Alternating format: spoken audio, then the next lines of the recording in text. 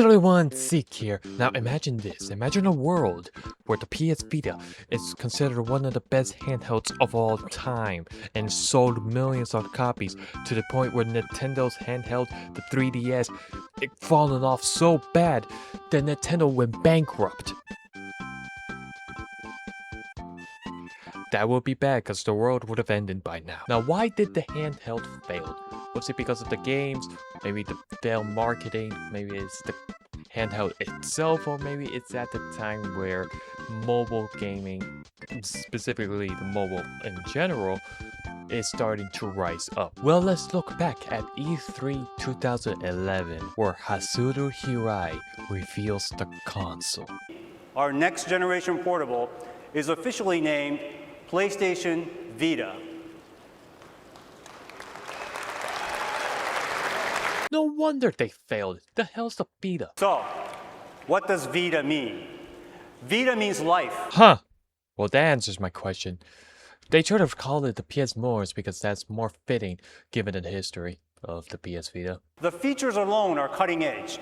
2 analog sticks that give you dual shock-like control of games, a stunning multi-touch 5-inch OLED screen, front and rear touchpads, 6-axis motion sensing technology, and of course my favorite feature, front and rear cameras allowing for augmented reality experiences never before seen, completely blurring the lines between reality and interactive entertainment.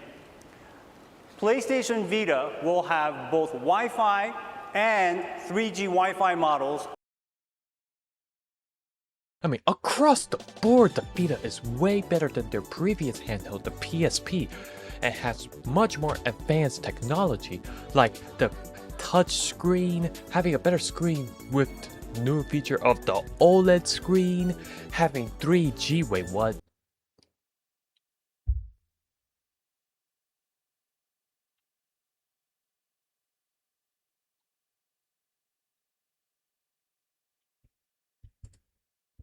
AT&T as the exclusive carrier for PlayStation Vita in the United States.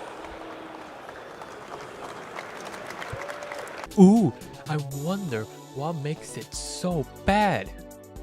Yeah, I wonder why.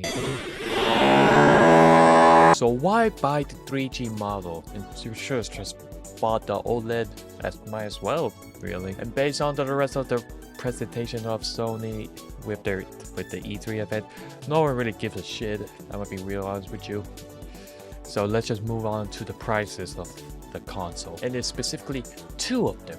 One is, well, the PS Vita 1000 with the OLED model, and the other one with basically the same thing but just 3G. The Wi-Fi model comes in at $250, and obviously the 3G model comes in at $300. Now let's compare to Sony's big rival in terms of handhelds, Nintendo, with their 3DS, as it is $50 cheaper than the 3G model, but pretty much the same price, around $250 as well, for both the Wi-Fi model of the PS Vita and the 3DS. And Sony wonder why everyone doesn't give a damn about 3G. Now let's look at Sony's PS Vita launch titles. For example, Uncharted, Wipeout, Hot Shots Golf, Little Fucking Deviants. Now let's look at their rival, Nintendo. Ha! Well, based on the launch lineup between the 3DS and the Vita, Sony at least have a very hot start with their games like Uncharted and Wipeout, and those games like that. They should at least have the sales up, and then, oh, okay, maybe eventually, like, Nintendo step up like a year or so later. Like, I think Sony able to win this race. Absolutely not. This console doesn't come with, like, any internal storage whatsoever. You have to buy it separately. You have to buy memory cards. For how much? Hey, how much is for the 32GB of the memory card? I will cost you your leg, your arms, your kidneys, your face, and by the time that you get the money, you'll be dead. After the launch title, Sony just couldn't keep up, and Nintendo eventually stepped their game up, and Sony had to lick their feet when it comes to handhelds. And their stupid decision with AT&T 3G early on and not even having internal storage, and forcing people to possibly pay hundreds more to play the damn thing, where they might as well buy the 3DS or wait for the next gen consoles like the PS4 and Xbox. Maybe the Wii U if you're deranged. It sucks Sony didn't really focus on the Vita anymore.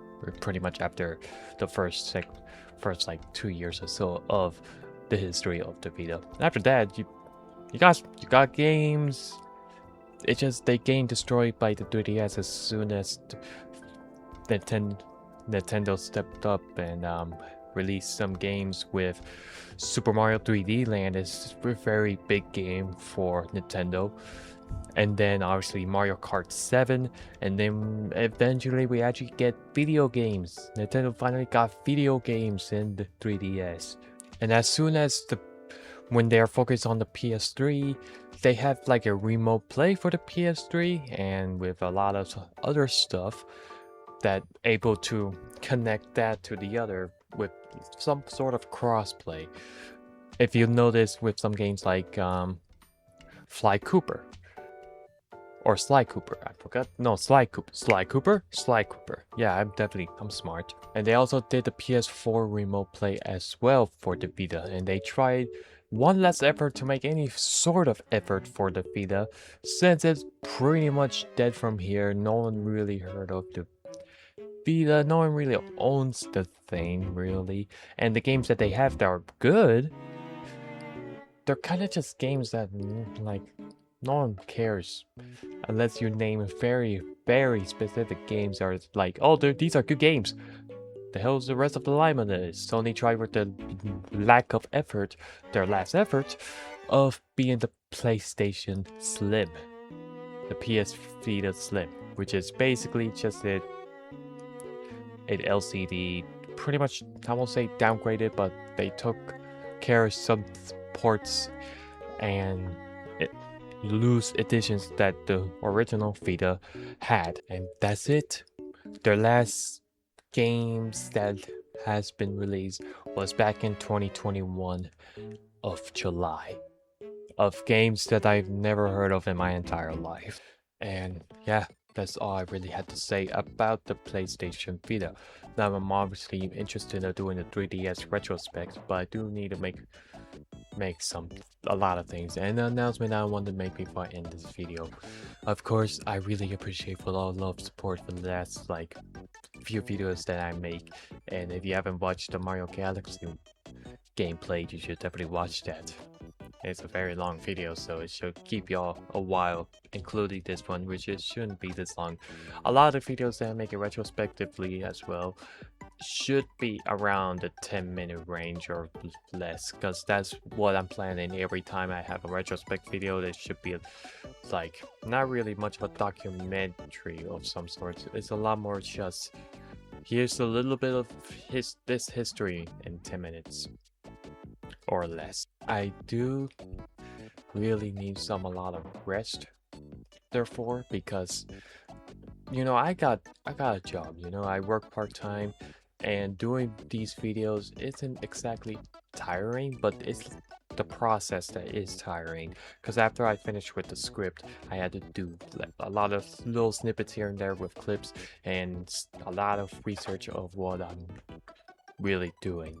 So I really appreciate if you obviously like and subscribe. And until then, I'll see you guys in the next video. Bye for now. Just keep an eye out for this. It will come. Trust me. Okay, actually, bye for now.